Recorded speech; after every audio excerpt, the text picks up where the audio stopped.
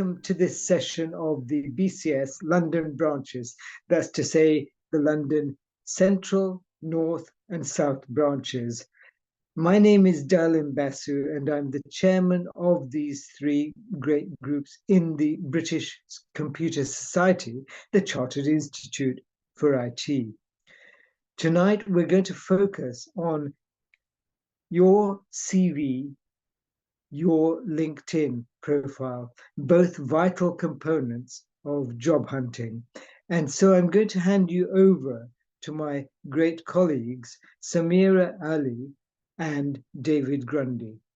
Over to you. Absolutely. Thank you all for joining us. My name is Samira. I am the host of this webinar today, and we've got my lovely colleague David helping me as well and organizing this wonderful webinar for all of you. Welcome from the BCS team, from all of us. We've still got a couple of people joining us right now as we speak. So I just thought it would be quite a nice warm welcome, just to say welcome to everybody, and maybe on the chat, if you can all tell us where are you dialing from in the world, or like what part of the UK or anywhere in the world. It's always nice to hear where people are dialing in from. Anyone in the chat? Let's have a look.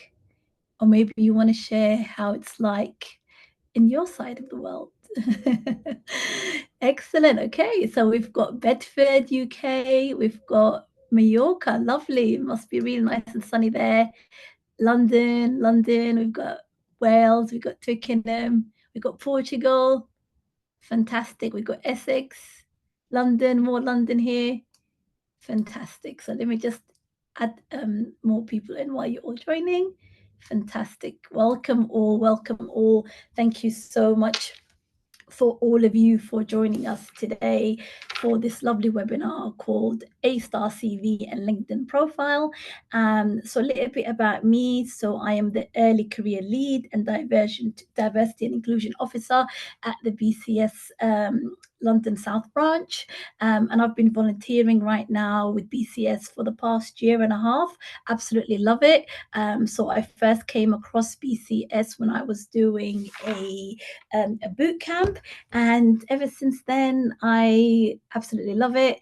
And more than anything, my background is, for today's specific session, is I'm going to be talking to you all about CV and LinkedIn, because that's a subject that I am very confident in. This is a subject, as somebody who was in HR previously, I've done a lot of interviews and I've had a look at thousands of CVs for when people are being interviewed, and so it always picks up. So I've always had an eye for detail, where I thought, okay, this CV looks good, this CV can have an improvement. And I just thought with this session we can just talk a bit about CVs and LinkedIn. Okay, obviously we only have 1 hour. And I will give time for questions as we go along. I don't want to do death by slide, but at the same time I do have quite a bit of information that I would like to share with all of you. And we also have resources to share with you as well that you can go and take away with you. Okay, so we'll start with the first slide then. Oh, we've got somebody from Hong Kong as well. Amazing. And Cornwall and Buckinghamshire. Welcome all. Thank you. Thank you so much for coming. Excellent. So today's agenda is that we are going to be talking about how to write an excellent CV. And we're going to be touching on and talking a little bit about the LinkedIn profiles as well. What makes a LinkedIn profile stand out. Okay, cool. All right, then please, next slide. So first things first, okay, so that's my question for you, first thing for all of you. What do you think makes an excellent CV? What do you think makes an excellent CV? Don't be shy on the chat. So when you think about a CV or a resume, if you are from that part of the world, what do you think makes a good one CV? What makes a CV stand out?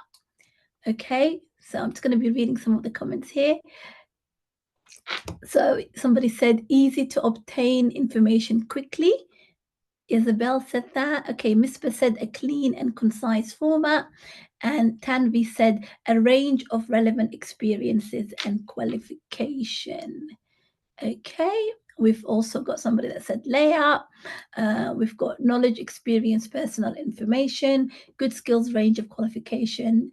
So quite a lot of people are saying, again, very clear, demonstrate skills and experience as well. Absolutely. So the key word here is what makes an excellent CV is it has to be something that is concise, something that is clear to understand and has all your qualifications. But when I say all of your qualifications, I mean the qualifications that are relevant for the specific job that you are applying for, okay? Make it job specific as much as possible. Always make it job specific for the qualifications that you have, okay? And what I would like to do is, sorry, I'm just going to share one thing, just do one thing here while we're here.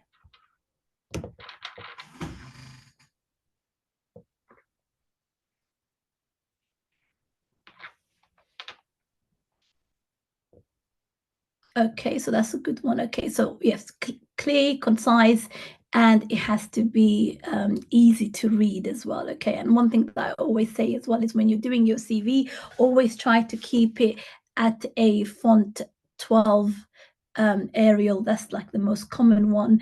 And also, how about nobody? Okay, somebody said 1.5 pages. So with the 1.5 page, yes, ideally 1 page to 2 pages, I would say. But at the same time, it all depends. It's all different depending on your experience. Okay, depending on your experience is always different as well of the kind of CV that you will be having. Okay, so if we can go to the second slide, the fourth slide. Thank you. So one thing I want to talk about is specifically words on your CV. And I think some of you, when you look at this list, you're going to look at it and be like, okay, I don't know, some of you might recognize some of these words. Generally, there's nothing wrong with those words, okay? But on a CV, what they can do is they can tend to make it look a bit weak, okay? You can argue with me all you like and stuff like that, but generally, a lot of the time people use generic words. So when I say I helped on a project, okay, I helped, but what did you specifically help with, okay? Or you say I was responsible for.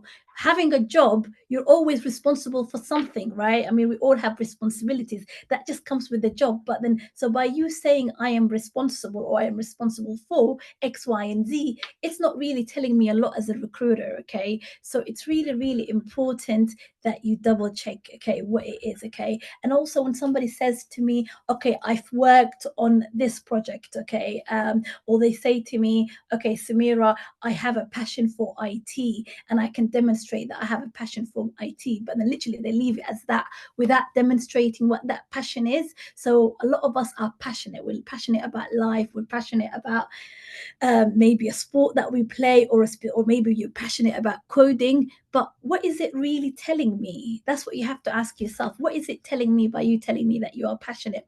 Another word that I personally dislike is, and again, you might disagree with me, the word motivated. Personally, I don't agree with the word motivated, and that's because motivated is just a generic word. Okay, we can be motivated about a lot of things and stuff like that. So, but then, but today, for example, I can be motivated about going to the gym today, but tomorrow I don't feel motivated because it could be raining, it could be, you know, that I just don't feel in the mode, etc., and stuff like that. So the better word is, instead of motivated, I would prefer to see on a CV disciplined. Okay, that's what I would prefer, because disciplined, whether I feel tired, exhausted, whether whether I don't feel energetic, you name it, I will go to the gym because I have to go to the gym every day because it makes me feel good. Okay, so but then I had to make myself disciplined. I'm never motivated to go to the gym, I'll be honest with all of you. However, I am disciplined. So it's really important that you think carefully about the words that you use specifically, okay? For each, when you look at your CV, think about it. Think, okay, are those words generic, or are those words specific to the job that I'm applying for? And what does it tell me, or what does it tell the recruiter about me? Okay, it's very important. So some other words that you can use is, if we can go to the next slide, please. So I've got some other really cool words that I thought we could make your CV strong. And I thought these words, as well as they are action words, they're action, as in like I did this, I did X, Y, and Z. So for example, led, to say I led a project. It could be a small project. It could be that you led the admin. It could be that you led the photocopying. It could be that anything that you led. It's really important that you write the word led if you have led something specifically. Okay, so led is a good one. Managed. I managed this. I managed that. Okay, I achieved 10% of my sales target. I achieved 50%. Okay, I initiated, I developed. Those are really good, very, very good words that you could be using on a consistent basis as well to make your CV very good. And I've got a couple of other words here that I want to share with you as well. So other words that I thought were good as well is by you saying, I delivered, I spearheaded, I resolved, generated, designed, enhanced, optimized, streamlined.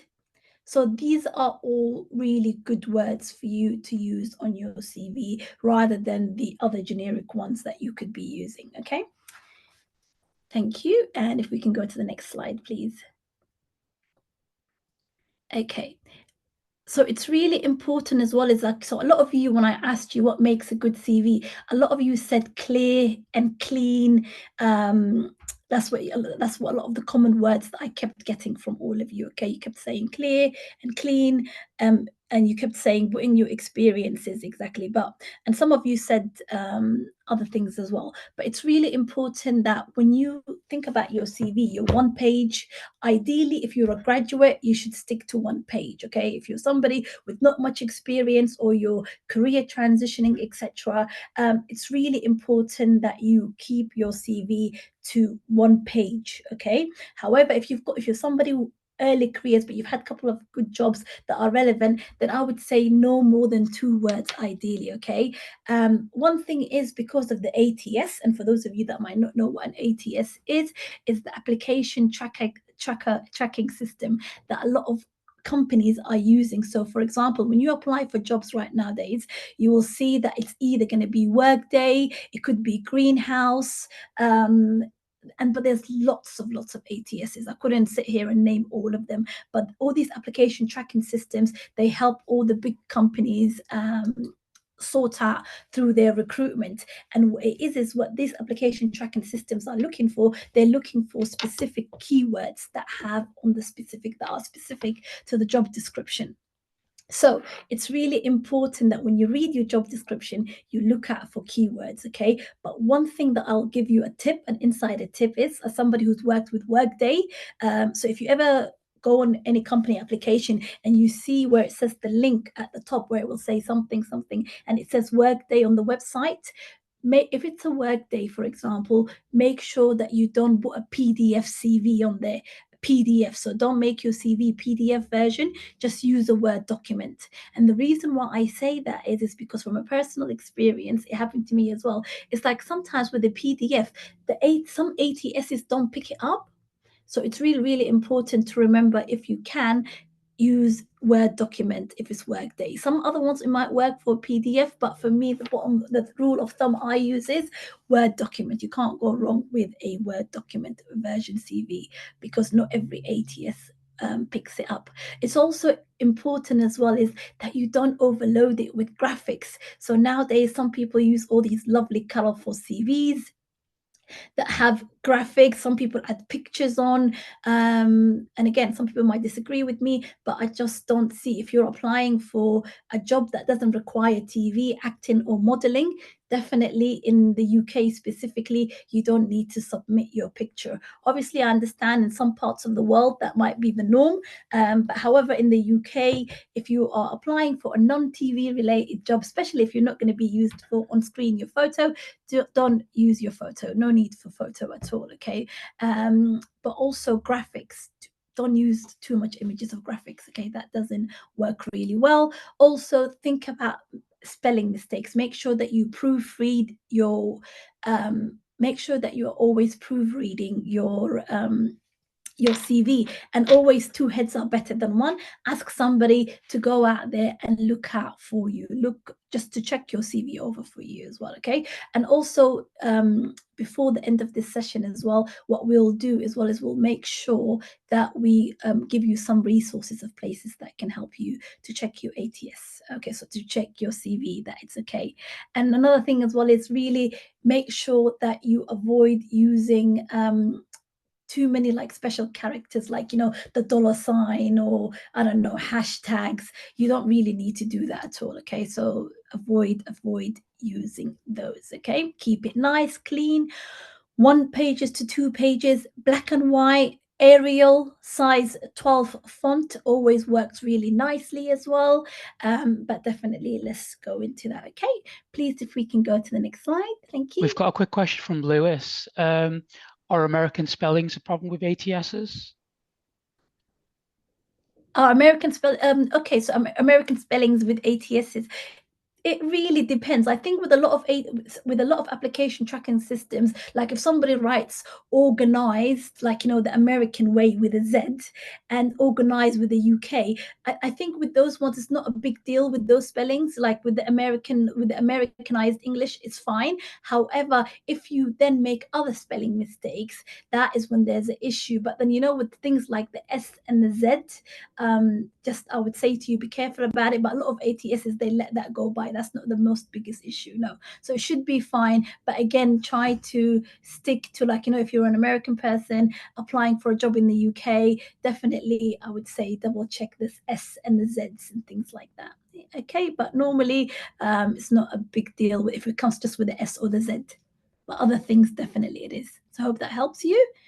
Okay, thank you for that, David. Okay, another thing as well is that I would like to add to all of you as well is another common mistake that I've noticed when people are applying for CV is not everybody customizes each CV for every single job that they are applying for. It's really important to remember for each job that you're applying for, you have to ensure that you customize it specifically to the job. So one thing I always say is, so let's just say, for example, I was going for a governance GRC role, governance risk consultant role. Okay, at the top of my CV where it will say Samira Ali, and again, I'll show a template of a CV with you during this discussion, so you'll see. It's really important that when you are applying for a job and it's called, like, for example, a GRC consultant, for example, at the top of your heading of where it says your name, make sure you put the job that you're applying for. That shows, as a recruiter, that will show me that that person customized that job role specifically, you know, so you put the heading of the job that you're applying for at the top. It could be that you're applying for a cybersecurity analyst and the job description says cybersecurity analyst. On my CV, I would put a heading saying cybersecurity analyst, my name, etc. Okay, so again, target the job that you are looking for specifically. Okay, also another thing as well is that I've seen generically common mistakes that I've seen is that when people are applying for using their CVs, a lot of the times they're not telling me what they've achieved. If you've got numbers, percentages, I don't know, maybe you have like a turnover of a specific budget that you looked after, really important to use numbers or percentages. Where did you save efficiency? Where did you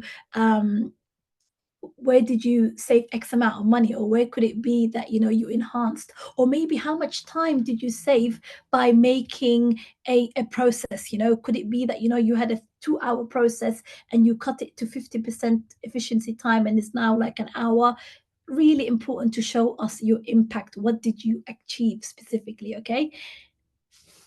Okay, and also another thing as well is that I always say is add your skills. So whatever skills that you have, make sure that you add it on your CV right at the top. It's very important to do that. Okay, I'm just going to look out on make sure that, okay.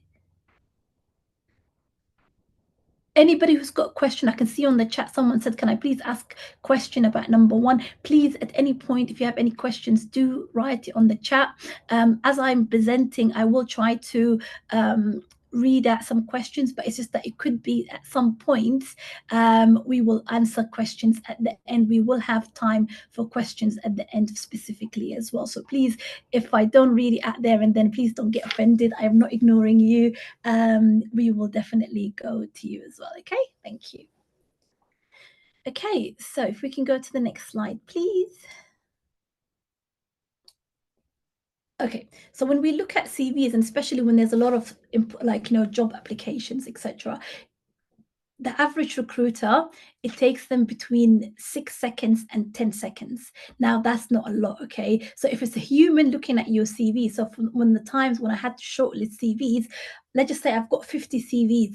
I don't have time to literally sit there and go through each one in details. And some of you will be like, well, why? I've spent so much time on this. I'm just being honest. I'm telling you the reality, okay? And I'm being generous when I say 50 CVs. There's been time where we've had 100 CVs, okay? So the if an average recruiter has between 6 to 10 seconds to look at your CV, it's really important that you put down the details that are relevant to the job in the first page, okay? Put in your subheadings, put out the skills that you have specifically that matches this job right at the top. Please don't make us search for it all the way to the second page and stuff like that. Highlight it, make sure that you put it in there, because the last thing that you want to do is you don't want somebody dismissing your CV just because you didn't put it in the correct order. So the specific skills that are specific to your job role that you're applying for, make sure you highlight it, okay? Really, really highlight it. Highlight in your heading and highlight it in your specific skill as well, okay? And it's very important that you do that as well, okay? And another thing as well is keep it when it comes to your CV. I know some of you obviously have lots of jobs. Maybe some of you are students. You've had lots of jobs that are not related to IT or to whatever other industry that you're doing. It's really important. Like, let's just say you've got, I don't know, you've done 10 jobs and stuff like that, and you want to write all 10 jobs that you've had. Think specifically about all the jobs that you are adding. What are they relative? Are some of the skills, obviously not all the 10 jobs that you've had are relevant to the job that you're applying for. So be specific on the jobs that you include that can highlight those skills. You don't need to include every single job that you've had. Same with somebody who could be career transitioning, and maybe they've worked in customer service before, then they've worked, I don't know, in it could be after that they've worked in HR, and now they're going for a cybersecurity role. It's really important that if you had a job from, I don't know, 10 years ago, but it's not really going to add any value to the specific job that you're applying for now, do you really need to add 2 to 3 lines about it? No, you don't. Okay, so add the things that are specific to it. Okay, things that are only specific to the jobs that you're applying for. Okay, we've got a question here saying advice is to include numbers, e.g. increase sales by 20%. What to do when the role doesn't have a measured deliverables? If the role doesn't have a measured deliverables specifically, then what other things did you achieve in your role? So it doesn't have to be specific. So if you don't have numbers, could it be a process that you streamlined? Think about process that you streamlined. So if there's not specific numbers, think about a process that you streamlined. What have you done about that? Okay. Hope that helps you. So I'm just going to admit other people. So while I'm talking to everybody as well, I'm trying to admit more people into the call as well. Okay, let's have a look. Don't worry about that. I can see it on my screen as well, so I'll keep letting them in. Excellent. Thank you very much for that, for David. Thanks, David. Okay, cool. Okay, so if we can please go to the next slide, please.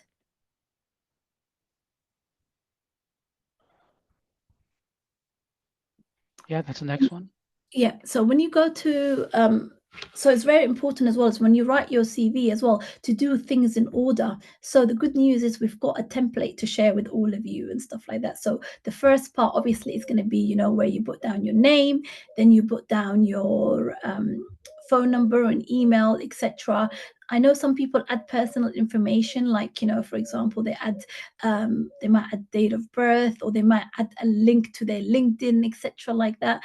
you don't need to do that. You don't need to add your date of birth. That's all personal information. Think about GDPR. Think about data protection. Think about what you want to share out there and stuff. Obviously, if you are filling out a job application, they might ask you for your date of birth. That's fine. But however, if you are doing a CV, I would say to you, refrain from giving personal information. And I see sometimes people also might share their full house number and details like that. Definitely double think about that. Don't, if I were you, I wouldn't add those personal information. I wouldn't add that, because A, they take up too much space on your CV. Remember what I said about keeping it to 1 to 2 pages? And the other part as well is keep your personal information, like your age, your specific house address. You can put down a location like London, Birmingham, wherever else you're based in the UK or abroad. But however, please don't put personal information in there, okay? It's not necessary. Phone number, name, email is more than enough, and a headline, a headline that is eye-catching. But and also think about the order as well that you're going to do your information. If you're somebody who just graduated with not much experience, who just graduated maybe last year, you might want to put down your education first before your employment history. But if you're somebody who graduated 10 years ago, don't put your education and then your work experience. It's important that you put work experience first and then education, okay? So think about how you organize your information and in which order as well that you do it specifically. Okay, and we'll move on to the next slide, please. I think definitely I cannot stress enough about when it comes to your CV or resume for our American colleagues joining us today, it's really important to keep it nice and short and specific, okay? I've seen CVs that are like 3+ pages. That's just too long. Honestly, it's too long. If you are a graduate, keep it to a 1-page max and stuff like that. If you're somebody with an early careers, but you've got a bit of transferable skills from other jobs, like I've said previously, 2 pages max specifically. Okay. And then we'll move on to the next slide, please. Okay, and I'm just going to read a question while we're here as well.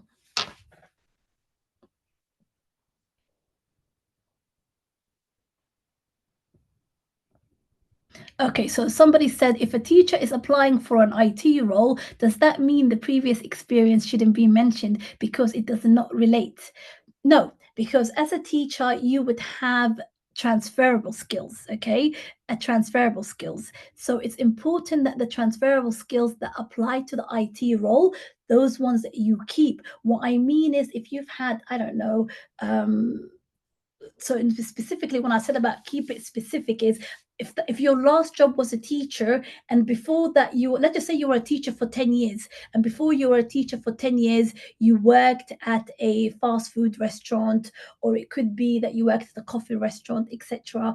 And then again, you write all your job description and what you did. That's not really relevant because that was 10 years ago. Does that make sense? However, if a job that you did 10 years ago has that transferable skills that the IT job is looking for, whatever that may be, then you keep it. So all the point that I'm making it is, make sure that you are highlighting your transferable skills, but it doesn't mean that you have to. Let's just say you've had 10 temporary jobs working between Costa, Starbucks, and there are lots of different those jobs, and then you're applying for IT job, and then you also had a teacher role. You don't need to mention that you've had, you can just do one line and say various customer service roles between this date and this date, but you don't need to name each and every single one of what shops that you've worked in previously. But the most important thing is to highlight your most recent experience. Unless your previous experience from 10 years ago or 20 years ago is relevant, then you keep it on. That's just a rule of thumb that we use. Okay, hope that helps your question. Okay, next one is when people are writing down their CV. Another common mistake that I always see as well is people copy and paste their job description. We don't need the story of the job description. I can imagine what you do in your job. But however, I want to know is, what I'm interested in is, what did you do? What did you do at your specific role? Okay. like we said, did you manage? Have you led? Did you initiate? Did you streamline processes? Were you the lead admin person? Or if you weren't the lead admin person, did you work on a specific project about that? Could it be that, you know, that you've resolved, let's just say you worked in a call center before. Could it be that you're the person who resolved over 100 calls every day from customers? I need to know, what did you do specifically? Okay, please don't copy and paste the job description that you do, because that just it's not going to do a lot for you in the long term. So specifically focus on what did you do. Okay. And the next point after that, we'll just go to the next point. With that specific point about make it easy on the eye, is when you are doing your CV, don't put things in like lots of different colors. Please, not lots of colors. I know maybe some recruiters like that. That's their thing. But I think to keep it, the safe bet is to keep it black and white. Keep it black and white. If anything, maybe a bit of blue. That's nice. Blue is a nice trusted color. Like today, I'm wearing my blue blazer. I like a bit of blue. But definitely, I think you cannot go wrong with black and white fonts, and keep it specific. And also, let's just say if you are going for a specific, let's just say a software role and stuff like that. I know, like for some software engineers, what they do is they put a hyperlink to their portfolio. That works really well to show off a project that you did, like a hyperlink that can take you somewhere. And previously, as well, as I've seen things like sometimes people put hyperlink to a video that they might have done as well. Again, we don't get that many videos, but again, if somebody did that out of the ordinary, there's nothing wrong with that. That is something that's unique. If you've got a project that you want to hyperlink it, that's fine, okay? But think specifically, what is it adding? How much value is it adding, okay? Okay, well, so while we move to the next slide, I will read some more questions and just try to answer some questions.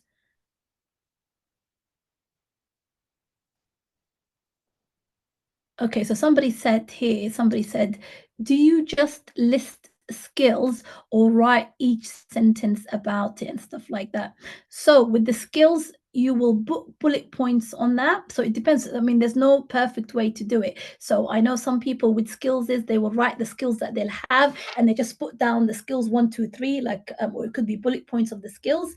And then what they'll do is when it comes to the writing down, what is it they do? So they write the skills down, what it is, and then from there on, they specifically go on to answers to say what is that particular skill is. You can expand on that. Okay, so there's no way to say, okay, this is right, this is not wrong. It all depends on you and what you're writing. So yes, you can list out the skills, but also if you can demonstrate it on your CV to say what skills you have and how you met it for when you're writing your experience, how you use that skills that you talked about, then if you can basically bring them both in together, that works really well. Okay, and it's really important to proofread, very important to proofread. Okay, if we can go to the next one, please. Okay, so the last point, next point is about share hobbies and interests. Some people debate this.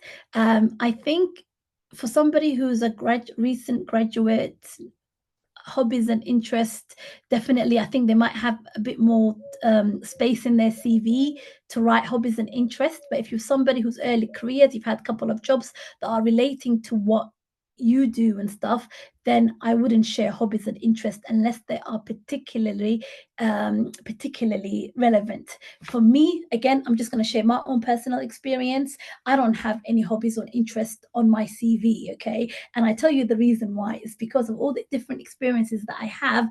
I just don't have much space left for it on my CV, okay? And also, I've never been once, I never ever once got a job offer just because somebody liked the fact that I like hiking or the fact that they saw that, oh, okay, that I like to do public speaking. Does that make sense? It's like it's always been about what's on my CV specifically. So hobbies and interests, I think it can paint a picture. However, is it necessary? You decide. I personally don't think they are necessary. I think it's nice to have, but if you don't share your hobbies and interests, it's not ever going to stop you from not having the job of your dreams. And again, that's just my 2 cents. You do what you like with you, so with that information. And another thing as well is that I like to talk about as well quickly is when people write on their CV as well, where they write references available on request. If you have that on your CV, please remove it ASAP. Remove that references available on request, because if we are going to invite you for a job and we offer you the job, we will then ask you for your references. You don't need to list out your references or write that sentence where it says references available on request. We hope that you have references, whether it's from a voluntary work experience, whether it's from your education experience, whether it's from your university experience, etc. But definitely, if you have references available on request, save that space for something else. Okay. I'm just going to try to read again. If we can go to the next one, please. Okay, so when you are doing your CV as well, it's very important, like I said, make sure that you customize and do a bespoke CV for each job that you apply for, okay? And I call this the Cinderella effect. Make sure that you don't use one CV, spray it all over and pray and hope that you get just feedback from that one CV, because you did not tailor your CV for every job. So it's really important that when you tailor your CV for every specific job that you apply for, make sure that you keep your updated CV copies, okay? So it could be that, and also give all of them names that you recognize, like maybe you want to put the application, I don't know. So let's just say, for example, if I'm going to apply for a job with Virgin Media, I'm going to put down my CV, and then maybe in there I'll put down VM, so I know that I used that particular CV with VM. So obviously VM stands for Virgin Media or anything else that you want, but make sure that you have updated copies as well. And this is really important as well, is when you get invited to the interview, it's important to remember what you put down on your CV, okay? Make sure you know your CV like the back of your hand, that you know is specifically what you put in your CV. Don't forget what you put on your CV. And that goes with the other points as well, to say always keep your information accurate. Please, no little lies. If you say I like coding, make sure that when I ask you about coding in an interview, make sure that you are able to back it up. Okay, thank you. So those are just little tips. Okay, if we can go to the next one, please. And someone said, do I keep it black and white? I would say, somebody said, do I need to keep it black and white? If you are applying for a traditional corporate job, black and white is a safest bet. However, if you are somebody who wants to work in the media and maybe your job is more to do with graphic design, anything else that's creative, maybe then black and white might not suit you. Does that make sense? So I would say with black and white, keep it if you're applying for traditional corporate IT roles. But however, if you are applying for more creative job roles, perhaps maybe you don't want to do it in black and white if you are, especially for media, graphic designs and things like that. So, but for IT, I would say black and white. Okay, and always remember your keywords, okay? The keywords specifically for the job that you are applying for. Keywords. You can go on places online, Google what the keywords for specific jobs are, but obviously think about what are the keywords they are looking for every single job that you apply for. And a simple Google search or using AI, which I'm going to go in a little bit information about earlier, you can definitely find out what the keywords are. Okay, if we can go to the next one, please.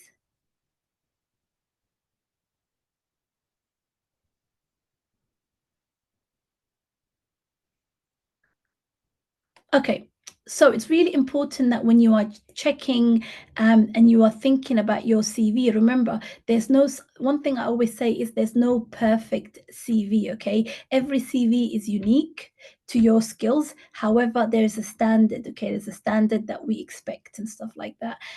So it's really important that obviously what you add in depends on what experience that you have. So it's really important that you research what skills do you need working in your fields. Find out what are the skills that you need. in your specific job. Okay, find out what are the soft skills. The soft skills are communication skills. Could it be somebody who's a team player, somebody who's a curious, a problem solver? Hard skills, what are the hard technical skills that you have as well? So find out what are those are and where you can fill in your gaps. Okay, and again, like always, research the keywords that are specific to specific jobs as well. Okay, and if we can go to the next one. Okay, and someone said, I've got a really good question here. Someone said, how to mention long career gaps? How to mention long career gaps? That's a really good question, how to mention long career gaps. Okay, so let's just say, for example, as a mom, I've had a gap in my CV where I've had time where I was looking after my children, and I took that time off. And on my CV, I put down, as I was very honest in my CV, and I put down caring responsibilities. For some people it works, for some people it doesn't work, but one thing I wanted to do is I wanted to keep it honest, and I wanted to show why I had those specific skill, sorry, why I had that long gap and stuff. And that was me raising my children. That's what I did, and I put it on my CV and I had no issue. So I think if there's specific gaps, what are the specific gaps? Were you traveling perhaps? It's really important to mention why you have. Just don't leave it for us to guess.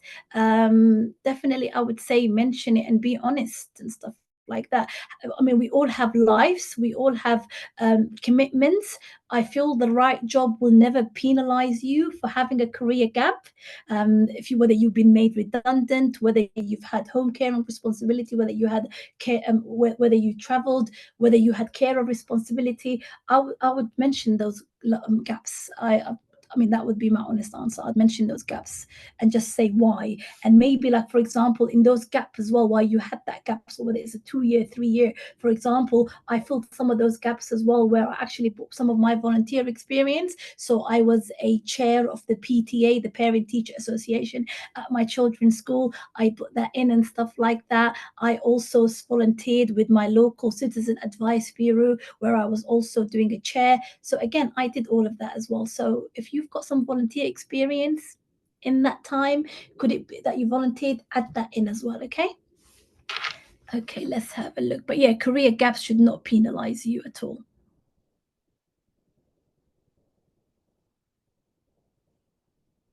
Okay, and what we'll do is right here now is I want to show you now this CV, and what I'm going to do is I'm just going to quickly go through it. So this is a template CV, okay? So when we talk about standards, remember I said to you there's no perfect CV. Everybody might not choose to do their CV this way, but this is just a standard CV that worked a lot of the times, okay? So where you put down here your name, job title, and please remember the job title is, make it specific to the job that you are applying for. Okay, you put it down, the job that you're applying for, and then you put down your obviously telephone number, your location, and email. And if you want to add your LinkedIn hyperlink, that's fine. But if there's no space, don't worry about that. Okay, your professional summary. What I want to do is to think of it as your elevator pitch. I want you to tell me in just like a paragraph or like in just a couple of sentences, what is it about you and how is it that this job that you're applying for fits in there. Okay, so just a quick thing that makes me want to read it. Okay, the skills, remember I told you about the areas of expertise. So the skills, this is the bits where you look at the job description, what are the key skills and what are the key skills they're looking for, and what are the key skills that you have, and you put them together. So you put down your skills here. I wrote 8 here. It could be that you might have 5 only, but you put down whatever that's relevant for you. Next part here is work experience as well. So the work experience, and I want you to write like bullet points. At max 4 to 5 bullet points is more than enough. Okay, obviously if you've only had one job, maybe you want to put more bullet points. So again, I'm going to give you this template. I'm going to give you a copy of this template before I forget. So let me just see if I can do it now. We can also send it in email if this doesn't work. So I've had 3 email requests already, so we'll deal with them at the end after this talk. Oh, excellent. Okay, fantastic. Thank you, David. Yes, I was trying to share that on the chat. But okay, no problem. Thank you, David, for that. Okay, so yeah, so that template, we've got a template for you that we can share with, that you can all edit it. It's a little present from all of us for you to use. Okay. All right then. So definitely, whether it's 1 job, 2 job, 3 jobs that you had, make sure that you do it nice and bullet points.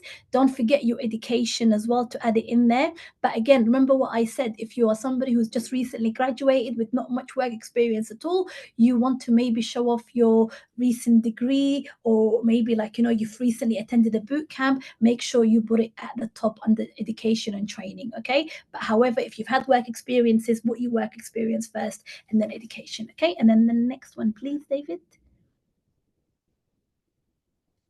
Okay, and then your qualifications. So we said your education, your qualifications, and professional development as well, personal development. What have you done for your PD? Like, so for example, do you have any specific certifications?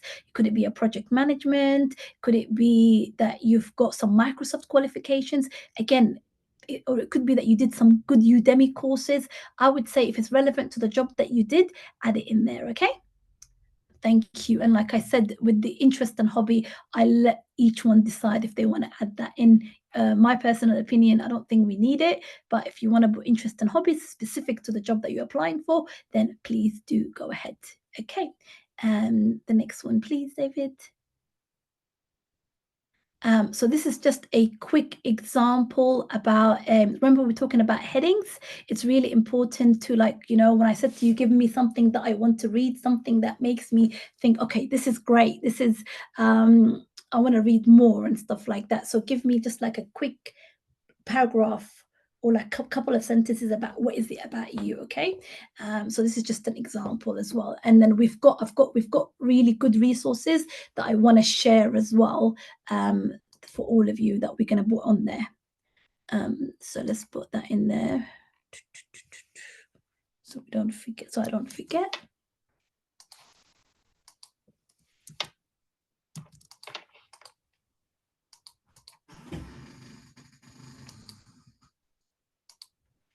I've put my LinkedIn in there for you. Okay, cool. If we can just move to the next one, please, David. And I'm going to add the other stuff as well. Is okay. One thing that will help you with your CV is I put here ChatGPT. But obviously there's also Gemini right now. And Gemini, for those of you who might not recognize the name, that's what Bing, Microsoft Bing is called Gemini now. Sorry, Gemini is Google. Apologies, everybody. Gemini is the new is Google. It used to be called Bard before, but now it's called Gemini. And there's Bing. Bing is Microsoft AI as well. And all of those is if you do really good prompts with it, or say to them, okay, if you put your job description on any of those AIs and you give it a specific prompt to ask them to say, okay, please tell me what are the keywords in this job or what transferable skills I need, it will give you a list about them. So what I've got for all of you is, because I would have loved to demonstrate, but I knew we're not going to have enough time today. So I've got a YouTube video to show you how you can do that, how you can use AI as a good tool for prompts. Okay. Thank you, David. Next, please. Okay, and just the last point about CV is, and again, I cannot stress this point enough, is please remember Cinderella, not all shoes fit. So it's really important, edit, customize, and make every job specific to each one, okay?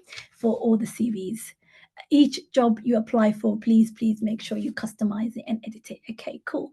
So that's with the CV. So now we're gonna go to the LinkedIn one then, please, if that's okay. Fantastic. So for LinkedIn, I highly recommend LinkedIn as a platform because a lot of people think of LinkedIn as a place where you can just share jobs, but however, it's more than just sharing jobs, okay? I think the last I've checked is if we use some of the statistics, David, if that's okay, it's LinkedIn has already I think it's over 1 billion user. If we go to the next slide, please, David. Yeah. So, okay, so it's in this specifically what we're going to talk about is what is LinkedIn, why do we use LinkedIn, and how to make an excellent LinkedIn profile. So one thing that I want to be specific about is with the next slide is LinkedIn. I believe it's got over 1 billion people. If we can go to the next slide, please, David. Yeah, so we've got 1 billion members all over the world, okay? And 8 people are hired per minute from there. And people from all over the worldwide use it. But one thing about LinkedIn specifically is it's not just about a place where you just find jobs, it's a place where you can tell stories, okay?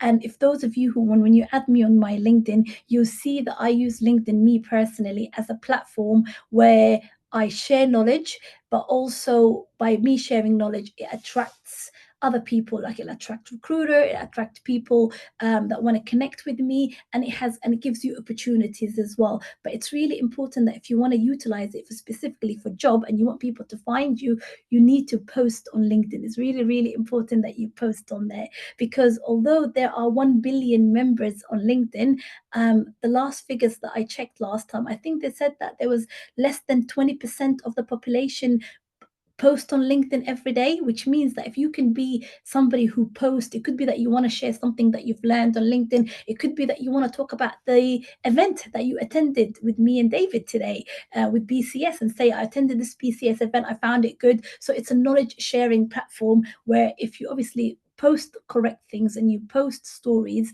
you get the recruiters will find you on there. But it's really important that you optimize your LinkedIn profile. So I'll show you on the next one, if that's okay, David. If we can look at the next one. So this is how my LinkedIn looks. So you can see, so remember I said to you on CV, we don't need a photo. On LinkedIn, it's really important. It's possible if you can put a nice photo of yourself on there, okay? Like a good clear picture, ideally nothing with glasses on. Unless you are advertising glasses that you want to sell, maybe. But definitely just put down a simple picture about you. And also, it's really important that when you do that as well, is make sure that, you know, you put a headline on, like, okay, a headline. Sorry, David is just gone again. Okay, thank you. If we can just go to, so when we look at our headline, think about, okay, how do you describe yourself? So one way to describe, so when I worked in recruitment, for example, I did like a personal touch where I did on my headline, I put down unicorn hunter, and then that was just a bit of sense of humor. Does that make sense? Unicorn hunter. But I don't work in recruitment as much anymore. So now what I like to do is to describe myself is I put down, I'm a multi-potentialite. Okay, multi-potentialite is how I define myself. And what do I mean by multi-potentialite? I just feel like I'm not just good at one thing. I feel like I'm good at lots and lots of different things as well. Okay, so lots of different things. So I wear different hats. So I describe myself as a multi-potentialite. I thought I'll save you Googling that. Growth mindset. So some growth mindset means a lot for me. So I put that on my heading. Diversity and inclusion. I'm very passionate about that, and also like I do a bit of entrepreneurship. I've got like my own business, so I've got like quite a few things that I've done. So again, on my headline, that's what I wanted to be known for. That's what I put in. Doesn't mean that you have to put all these things in there. You need to put down the headline that applies to you. Okay, specifically when you want somebody to look at your profile, what do you want them to know about you? What story do you want to give them about you? Okay. And one thing about LinkedIn is when you're doing your profile, it's important to, if you've, again, put down your education, your location, the industry that you're specifically working in, and contact information. So you can just share your email on there if you want, okay? And you put down summarize it all, okay? And if we can, I'm just going to have a look at some questions, see if we've got any questions as well. Okay, let's have a look. Okay, if we can go to the next slide, please. Okay, so on LinkedIn, there's always a section that is about you. So write down what is it about you that you want people to know. So obviously the heading, you already gave me a headline. So think about you watching a movie. When you watch a movie, you always see a headliner. You see the trailer, which makes me think, oh my God, I really want to see more about this film and stuff like that. So when you've given me your trailer, your headline, your about page is about a bit, I want to see a bit more things about you. What is it that makes you specific? Okay, what is it that you want to get into? What goals and all of that? I kept mine simple because that's just how it is at this point of my chapter. It could be tomorrow that if I want to be more specific, I'll add more stuff on mine and stuff like that. But you need to be, especially if you are looking for somebody who's looking for a job right now, or you're looking to career transition right now, please make sure that you, on the about page, you put down not an essay, we're not asking for an essay, but a description about your goals. What is it that you've done and where do you want to go? Okay, so make it really specific in that circle. And one thing that LinkedIn does is it gives you top skills, this section right here, where you can see the top skills with a diamond. So on that section, you can put down all the things that you are good at, okay? And then it will also give you a section about your experiences and all the different experiences that you have. Okay, if we can go to the next section, please.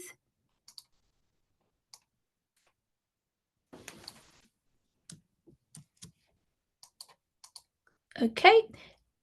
One thing also that LinkedIn is really good for as well is analytics. So you don't need to have anything premium or anything specific at all in order for you to get these analytics. So you can get all these analytics. You can see how many people viewed your profile. So for me, for example, it's telling me 179 profiles are people have viewed my profile. But because I don't have something called LinkedIn Premium, which is where when you pay money, it tells you all the people that viewed. But right now I decided that LinkedIn Premium wasn't for me. Nothing wrong with it, but I just decided that I didn't want to pay for LinkedIn Premium. So I don't know who are those 179 profiles. But it could be that maybe if you find you want to connect with all those people that viewed your profile, LinkedIn Premium would be a good thing for you, okay? And also for each post that I do, it gives me specific of who saw it. So where it says post impressions, it shows me that 1,375 people engaged with my post, okay? So again, because I like data, for me, I find that really, really useful. And for anybody still also just on the chat as well, I just want to quickly point out as well that I've shared some really good CV templates and some good like, you know how I said earlier on about ChatGPT prompts on a YouTube. There, I've sent you a copy on there as well, and I've just quickly also gave you one example of a company that is using ATS, the application tracking system.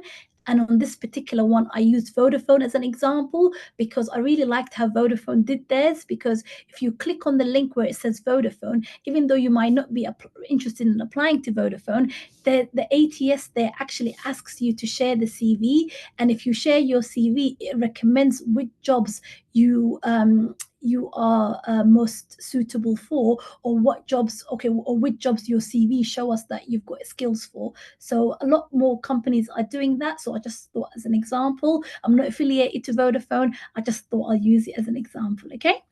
Okay, and if we can go to the next slide, please, David. Okay, good. So also on LinkedIn, one thing that you can also do is you can share your license and your certifications. So for example, recently, like for example, last year, I did a Microsoft Security Fundamental. I thought I'd challenge myself. So I've got that certification and I've added it onto my thing. And again, with the cyber safe. So any credentials that you have, please add it on there as well. And also as well as your volunteering skills as well. Next one, please. We've just got a quick question. How can people check if their CV is ATS friendly or not?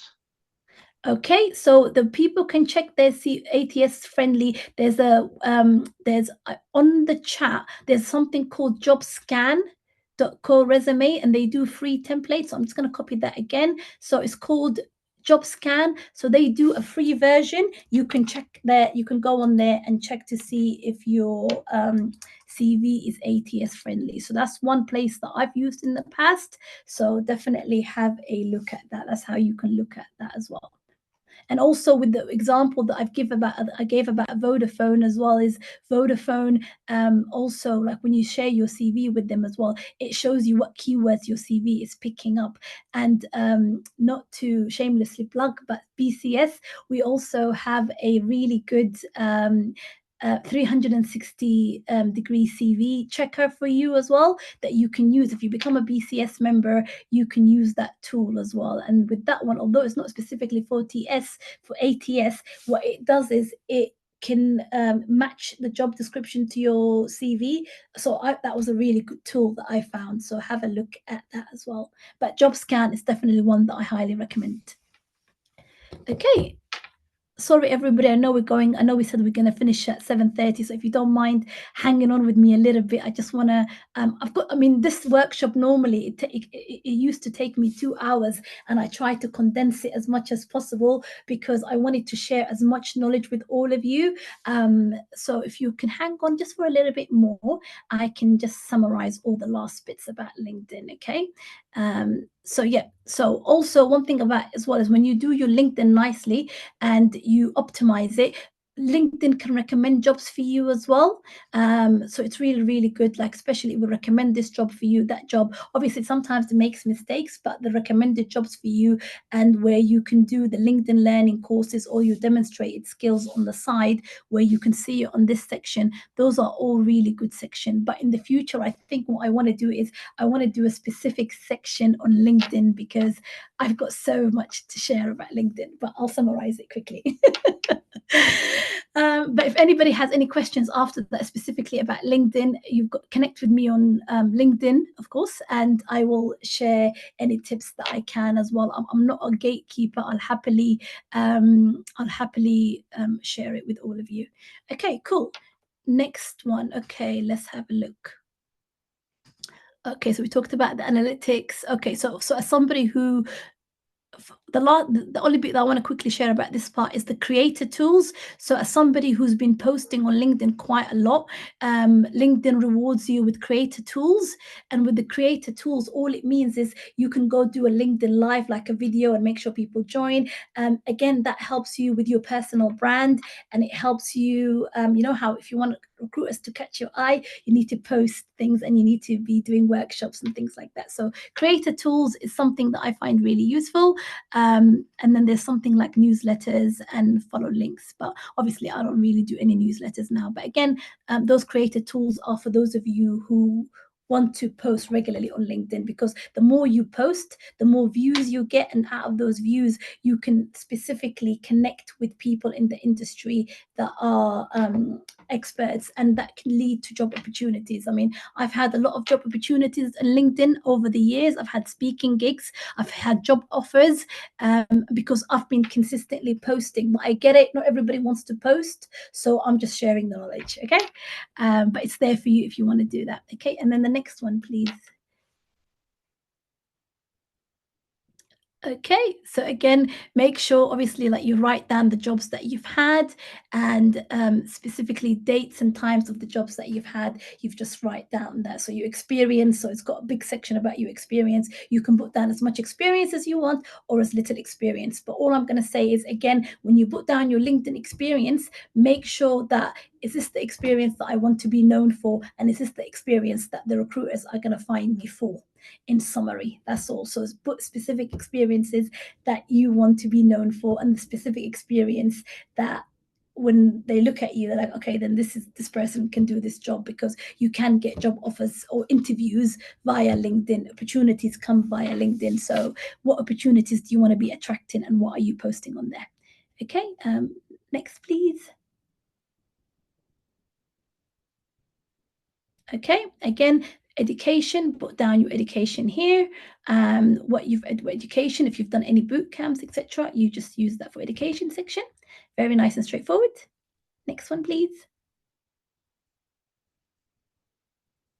Okay, and you can do, there's quizzes on LinkedIn that you can do that help you to find the relevant skills, and then you can add those skills on there too. It's really, really good.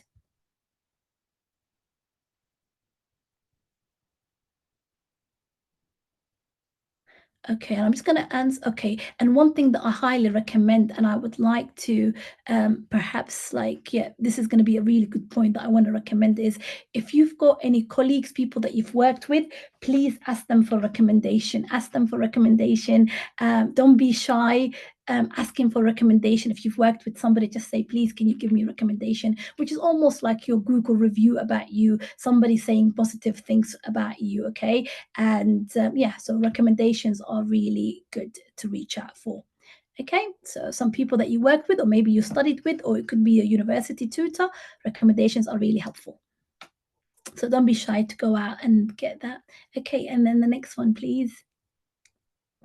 Okay, so if you want to connect with people via LinkedIn, because remember we said there's over 1 billion people, not that we're going to connect with 1 billion people, but let's just say you are somebody who's aspiring to be a software engineer. It'll be a good idea for you to search for other people on LinkedIn who are software engineer, who maybe are a step up or a step or two from where you want to be. Send them a quick message to say to them how amazing you think their experience is, and if it's okay for you to connect with them. Again, keep it nice. I think with connection requests, it's nice to keep it polite and not to expect as well that somebody is going to do something for you. I get a lot of requests. Sometimes people will say to me, the first connection request is, hi Samira, I saw you doing X, Y, and Z. Can you please check my CV? But they've never met me before. So I think if you're going to ask something specifically, don't be offended if the person A doesn't accept your request, because that's an ask straight away. And B, if I would say just keep it casual, like I really enjoyed your X, Y, and Z, or I enjoy your experience. Can we connect and develop a relationship with them first, like a professional relationship, before you go out there and just ask, okay? And if you're brave and you ask and you get turned down, or the person doesn't respond to you, please don't be offended, because people are busy and anything can be happening in their life right there and then. But I think it's important that when you send the connection request, keep it nice, keep it polite and simple, and don't expect anything in return. That is my answer to you. Do not expect anything in return, okay? Thank you. So that's just a simple, nice, short message that I thought if you want a screenshot, you can do. But yeah, don't ask for anything. And this is just a picture of, like, celebrate your achievement. If you are using LinkedIn, celebrate your achievement. It could be that you've learned, I don't know what network is.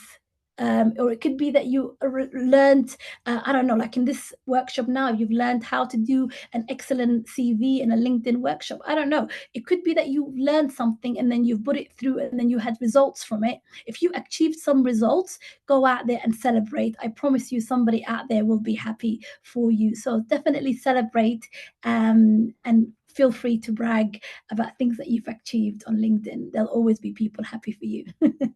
Okay, so celebrate achievement is really important, okay? And next one, please. And then that was the last slide. Thank you very much, all of you, for bearing with me. I think we're 6 minutes over the time, but I don't mind reading some questions for anybody who had any specific questions about this that you had. So let me see if I've got, I'm just going to go through some questions, but thank you all. Like I said, this could easily be a 2-hour workshop. I only had an hour and I tried to give you as much. I hope I did not bore you. I hope you found it interesting and valuable. And anything specifically that I didn't get to answer, you're welcome to send me a message, and I'll happily tell you about it. But I hope you enjoyed it. If you all like these kind of sessions as well, if you can just say yes, and then I can always do a second session, and maybe next time I can go deep dive onto LinkedIn specifically, because I would love to show you the inside with me sharing all the tools with you. And it could be that also maybe next time for a part 2, I'd like to specifically focus on the early careers, and maybe next time we can do interview skills. So if you find this, please do give us feedback. Let us know, and me and the team, the amazing BCS team, will put something together to help all of you, because we want to see you all win. There are lots of great resources out there for all of you as well who said that you want a CV. Please don't forget, for whatever reason, I can't seem to share it, but then we can all share the CV with you, okay? We can share that template CV, and there's really good LinkedIn tips and YouTube and all of that we can help you with. So I'm really glad. So I'm reading some of the answers you're saying you found it helpful. Okay, so I've got a question here. Somebody said, if my previous role is business analyst, and if I'm applying for a product manager, should I change the title of my previous experience? So let's try and understand this. If my previous role is business analyst and I'm applying for a product manager, should I change the title of my previous experience? No, so you wouldn't change the title of your previous experience, because remember what I said, we want to keep it honest. So I would book down business analyst, but however, on the CV, like, you know, on the CV where you put down your name, you are applying specifically for a product manager role. I would put down product manager. So that way, as a recruiter, I see that you're specifically looking for a product manager, and I see that you tailored your CV for a product manager. But where it says your experience, and I want you to keep it as the current job title that you have, unless there's a twist on there.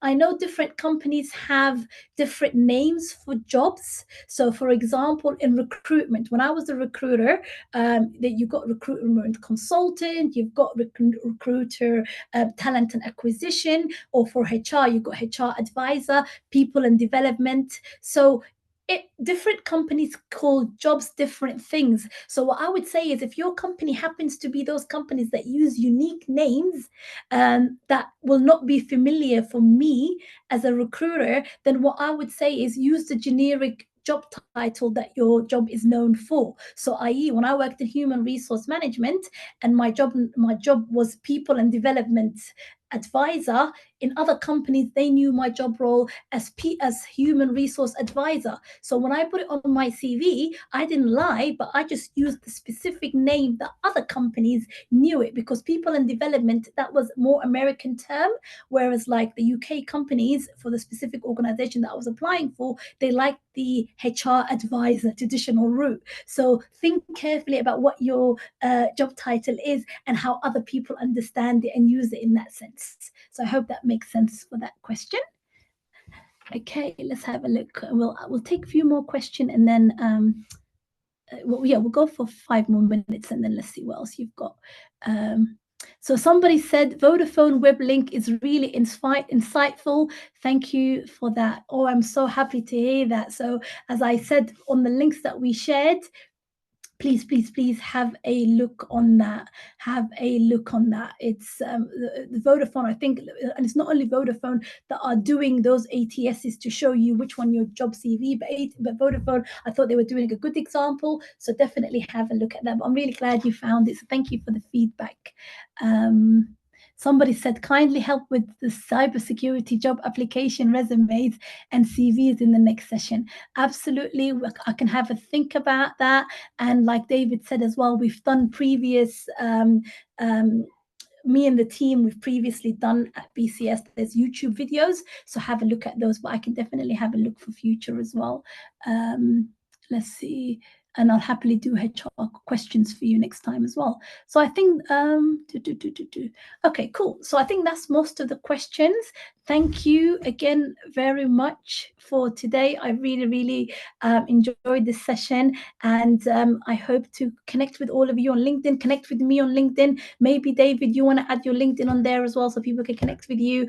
But yeah, it'll be really nice for all of us to keep in touch. But thank you, and I'll have a think for next sessions for you. So thank you very much. Thank you. Bye, everybody.